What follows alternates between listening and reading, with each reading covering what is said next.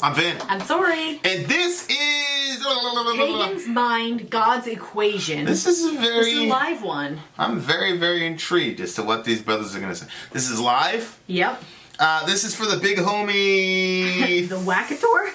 The Wackator. I'm pretty sure it's a Wackator. For timely topical political conversation, you can hit us up in Middle America with Vin and Sori. I'm pretty sure that by the time this is up, the video that I'm going to shoot with Leah is going to be up. The one and only. Leah is going to be a consistent contributor to our show, so I'm very happy about that. And Leah is cool too because she gives you for a run, I think, for your money a little bit. Like, she brought out that video that you were not aware of from Trump. Leah knows her stuff, so, and I like the way that Leah argues because we have the same type of mind, which is just source the data, don't make stuff up, don't randomly make stuff up when you're in a conversation with Vincent, because I will call you on that. You will end up looking silly. That's a lie. That's a lie. He'll come right up and say that to you. Yeah, I'll tell you, it's a lie. I was gonna tell a brother you made that shit up, but I'm a nice guy. All right, so there's that. Now, there are multiple ways to get your song reviewed, dear listener. My favorite is the community option. $1 to gets you in at Patreon, where you will meet the amazing Leah of the village, the amazing Pony of the village, the mighty Ian, the world-famous Halendros, etc., etc. You pull your points together, you're in an alliance, and then you get to determine what songs we do. Now, once you jump on Patreon, just ask me for the link, and I will send you the link to join alliances. And there's multiple tiers, right? $5 tier gets you the first 40 seconds of the song, which is all you're going to hear. And then, because we're never going to finish tier, that song. you have the Guar interview up. $10 tier has the Guar interview, uncut, etc. raw. Raw? That's the funniest interview I've ever done in my life. And the raw copy will never, it's not going out for public viewing, so that's the only way to see that. Everybody else gets the edited copy. Yeah. Now, if you're a filthy capitalist like Sori and you want to hop, skip, and jump straight to the head of the line, $125 gets you there, where you get the fast pass option, which is what Wackator did? Yeah. Is that what Wackator did? Yeah. Wackator. Wackator did that. So the big homie decided that he wanted this song. You do that 3 times, you get bumped down to the $75 level. And with that being said, Pagan's Mind, God's Equation live. Let's do it. All right, ready?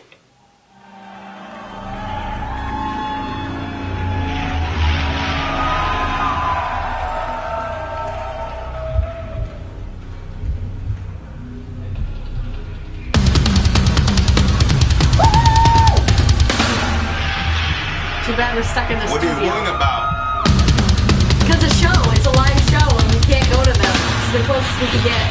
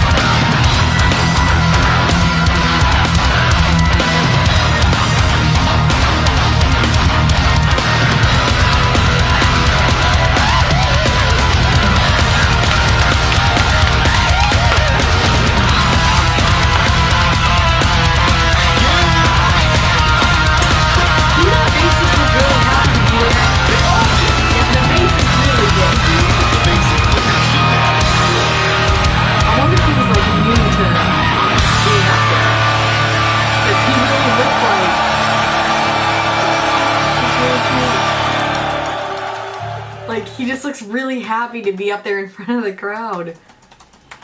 And he doesn't look like he's like bored of it at all. Now, I've never heard of these people before. I know. But they played their hearts out. Did you think this guy, the singer, looked like Mel Gibson some of the time? Yes! I was about to say it was Mel Gibson, but I didn't want people to be offended. I said, like, subhanAllah, if Mel Gibson, a patriot? if Mel Gibson could hit those highs like he did before, then, or was it Braveheart where he had the long hair? Yeah. No, I was more circa Braveheart. We should put that in the thumbnail. In the clip. Yes. Okay. You're right. It's Braveheart. It's so funny. Anyway. So yeah, it was a brilliant. Well, here's the thing that gets me. I've never heard of this band before, but then I look out in the crowd. I'm like, people have heard of them, and these people have been playing for quite some time. I'm sure. It's just amazing. Well, one, it amazes me. Figures it take a whack-a-tour to. It amazes me how much talent is out there, and then you ask yourself, well, what the hell is the algorithm that determines which bands get massively huge? I remember reading an interview one time with, I think it was Corey or Mick from Slipknot. And he was saying, we're not even the best band in Iowa. And I'm like, Corey. It's like obvious. It's like you when you say I'm the best at something or whatever. I'm like, I'm really not. You can't take any compliments from me. No, I can take a lot of compliments. But anyway, he was like, we're not the best band in Iowa. I was like, come on, Corey. I mean, that's ridiculous. Did you find some of those better? Well, no, but at the time, my palette was Korn, Metallica, and Slipknot. Like, those were the bands. Mm-hmm. I would listen to K-Rock. Every other band that came on, I would just turn it down or whatever, or keep cleaning the kitchen, whatever it is. I wouldn't pay attention unless Slipknot, Korn, and whatever. Yeah. Yeah, the Incubus song, Pardon Me, all that, sure, whatever. But, like, there are so many really good bands. And, running the gamut from like a Magua type, like if one for this channel, I would have never been introduced to Magua. Magua has absolutely affected how I play guitar. Yep. It affects what distortion pedals I buy. It affects a lot of stuff. It's just crazy to me how talented people are in the different things. Now, Magua and I think Batushka guitar and Batushka and Magua on a completely different planet as far as music for me goes, because I feel like they're like reinventing a certain type of genre, which those are like once in a lifetime, situations. But and I think you're a once in a lifetime vocalist if you'd ever take the thing seriously. But so this band is ends on the day. This band is very interesting because God's Equation, I was kind of looking for like a quasi sardonic almost. But this was extremely positive. I don't know what you mean by that. I thought that it was going to sound more like something that would go along with, like Adi Govinda sort of stuff. Like, thought it was going to kind of have that, like... Well, they're not fans of pagans. His religion is not... They're not fans of pagans. Yes, I know, but that's just kind of... I think because the picture with the multiple arms... Yeah. Definitely had a Hindu type of thing. So it kind of made me think, I wonder if it's going to have some... So these guys are a prog metal band from Sweden or Norway? I think they're from Norway. But yeah, these guys are very, very good. Pagan's Mind, the floor is in that picture. Oh, Pagan's Mind. Yeah, that's the name of the band. That's the name of the band? I don't know. She probably did a guest song on... I mean, I can imagine. That's not crazy because... Maybe Pony will... I'll talk to Pony later. That's not crazy that she would do that because he's got that voice, the Halford type energy. And, yeah, I see it over there. They joined forces. That's on Blabbermouth. That means that they just did a, song with each other or whatever. So... Yeah. So lyrically, but the keyboards were very, very like I call it sugary. Like when you get to a point where like it sounds so good and so sweet, and it's just like yes. There was a lot of sugary. At first, I thought it was a guitar, But then I started paying attention to the guitarist, and he was playing an E and whatever. But it was very, very sugary. And I said in the previous review, like, I'm not, when you have keys, and this guy had like 2 keyboards, like his keyboard kit. Oh, really? Was kind of like a crazy. Yeah, he had a white one, and then he had a. That's so weird. I didn't even see a one. keyboard. Yeah. So sonically, I love these guys. Flying through space and time to see what's real and what's fantasy. In silence, I'll always remember to search the open door. And by this conclusion, I call you escaping through the core. I love the melody signatures, and this to me was just like a DMT trip. Like when you hear these people, once I get done Das Kapital and the rest of it, I'll go back to doing my DMT research. But I really, really enjoyed, because I kind of went on the trip type of thing, especially with the sugary keyboards. You kind of go on the trip. People always ask me, Vin, are you gonna do DMT? I'm like, I'm not sure. But it's definitely sort of like takes you out of the world. Save us in heaven's skies and grant us a sign of life. Stars are rising, 7 senses with my eyes do you see, which of course there are only 6 senses, but the 7th sense would be your, the third eye, whatever you want to call it, right? Like it's the way, and it's very fascinating to me that in modern parlance, people are talking about the transcendental nature of human beings.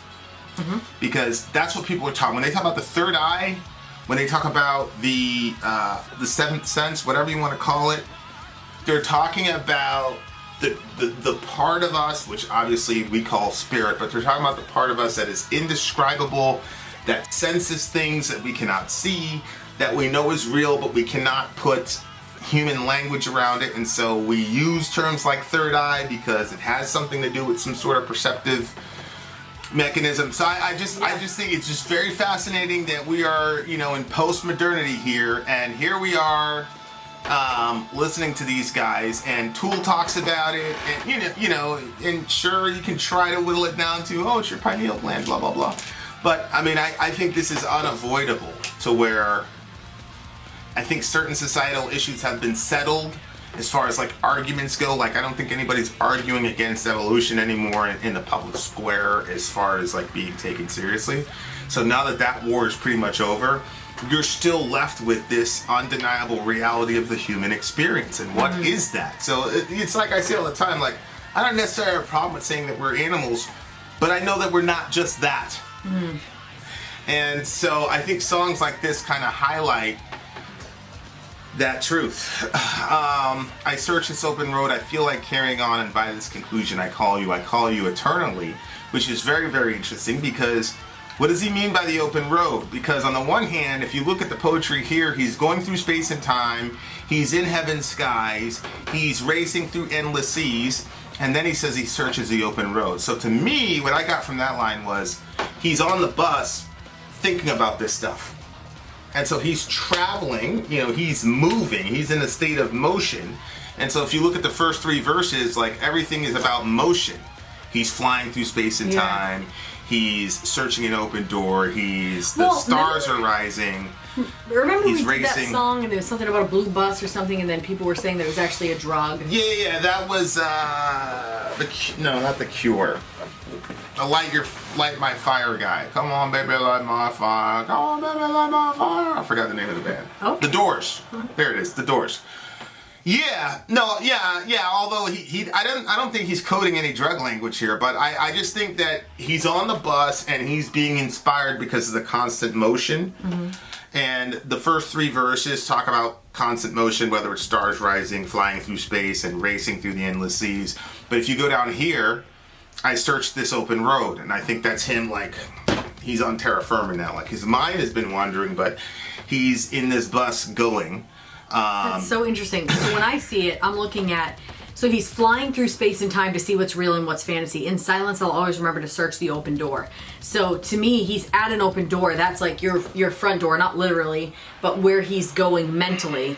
And so he goes through that open door. If you leave your front door, you're going to come to the road. And so he's beyond even just that when he says he searches the open road. So he's not back on terra firma in my mind of that part. It's that he's gone out even further.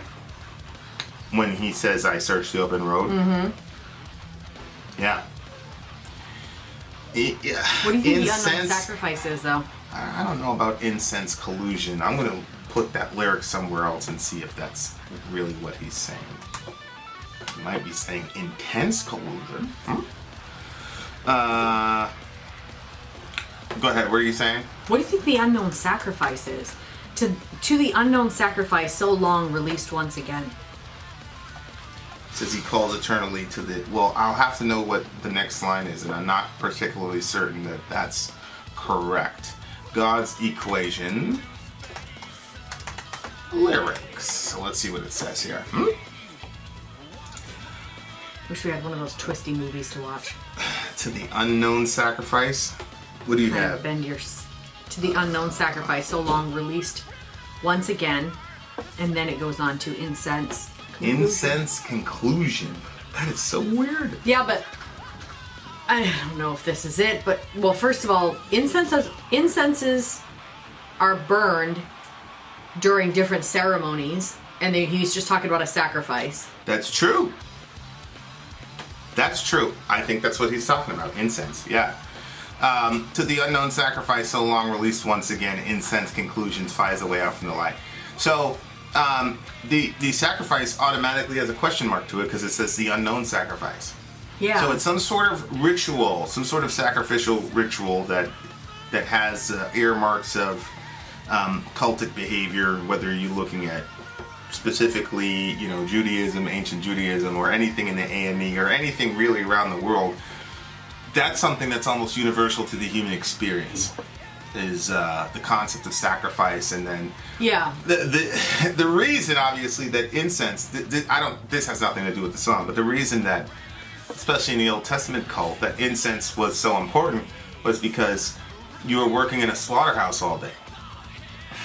So you were trafficking in blood and guts and all the rest of it. And so the incense was there so that you did not associate the priest with something that would make you throw up. You would associate the priest with something sweet or at least neutral.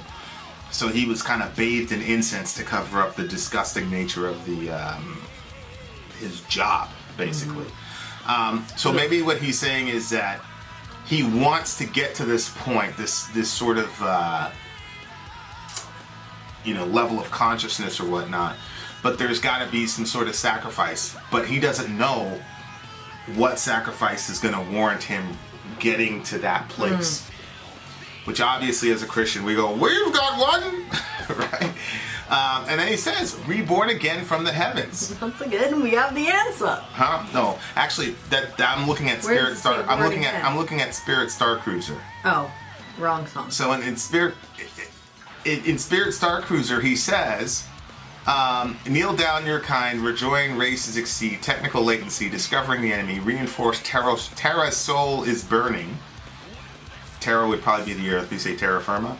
Reborn again from the heavens, calling my name, he is risen. Oh, boy. So there's a lot of, in this record, there's a lot of allusions to Christianity, which isn't necessarily amazing because, as I've said, this is something that has been in our consciousness for the last 2,000 years in the Western world. All life forms in this universe are built upon one single true equation, a deep, intricate, yet simple equation that bonds everything together. Which seems to be... What would that be? Well, it seems that he's echoing Philo, and Philo wasn't the only one, obviously. Philo is the one that's closest to John. But Philo's logos. Love. I'm going to say it's love. What are you going with? Well, I Deeper than that. Go ahead. Well, no, Philo's logos, right? It was like the what is the organizing principle of the universe? And you're trying to, Philo basically was trying to whittle it down, and then you got the Sephirot, which is the sort of Hebrew understanding of the emanations of God that come down and all the rest of it, and very complicated stuff, but very interesting. But Philo was like, okay, there's this kind of logos, which is kind of like a second divine being. It's God, but not God at the same time. Very fascinating stuff. And that was the thing that was holding everything together. Like if you subtracted everything in the universe to its like core sort of elements, Philo's like you would find the logos throughout all that. And obviously logos means word, and obviously in John chapter 1, John uses. In the beginning was the Word, and the Word was with God, and the Word was God. All things were made through Him, and without Him nothing was made that has been made. So that, to me, that quote right there, all life forms in this universe are built upon one single true equation. So you're going to say the Logos? And, right, I would say, oh, that's the Logos, that's the Word. Because he in this particular situation, he's whittling it down to math. Right? Whereas Philo whittled it down to speech. So when you say love, I'll say, yeah, sure, because the Logos is love, because the scripture says that God is love. Which was also sort of the argument in Interstellar. In Interstellar, that was like the thing basically that saved the world, or that was the line that kept everybody together. It was love over all these generations and all these whatever. And then he says, in God's true creation to save your soul, and by the equation, the key remains unfold.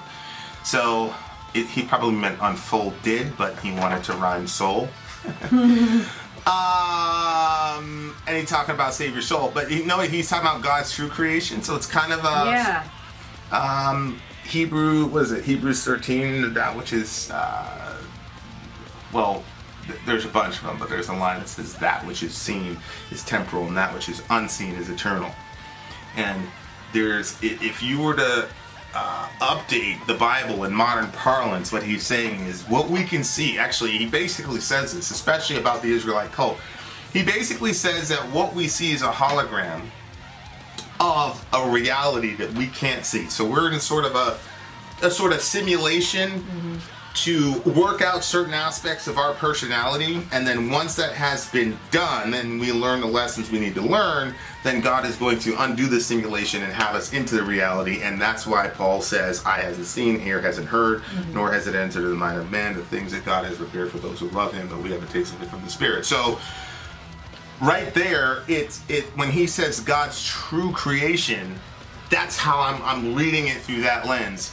And they're in Pagan's mind, so I doubt that he's thinking about Hebrews, but he's probably looking at it from his perspective, the whole simulation idea, or even, depending on what form of paganism he's into, it might just have the same concept that what is seen is temporal, what is unseen is eternal. What do you get the song?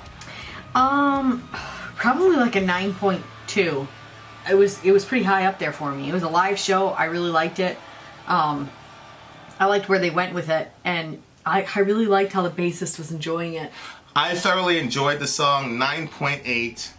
The singer was on point sonically. He had this one run where he just kept it, and the guitarist was jumping around at the end of his solo, which I would never do because I'd be too crazy about missing my notes. Just a great song overall, great performance, and unbelievable. This band was around the whole time. We didn't even know it. Crazy. Vin out. Sori out. Gone.